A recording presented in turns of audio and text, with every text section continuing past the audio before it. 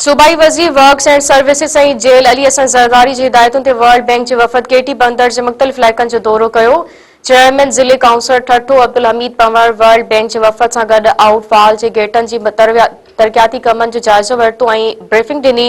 World bank जे ताउन सां सिंध हुकूमत जी मदद सां ऐं सूबाई वज़ीर अली हसन ज़रदारी जी कोशिशनि सां गेटी बंदर बघाड़ ऐं ॻाढ़ो आउटफॉल जे गेटनि जो मरमती तरक़ियाती कम मुकम्मल थियण ते वर्ल्ड बैंक जे वफ़द इफ्तिताह बाद कम जो मुआयनो करे केटी बंदर जे वासियुनि सां मुलाक़ात कई। वर्ल्ड बैंक जे ताउन सां ओचितो आउटफॉल ड्रेन खे नए सर डिज़ाइन करे पाणी नेकाल करण खे बहितर बणायो आहे।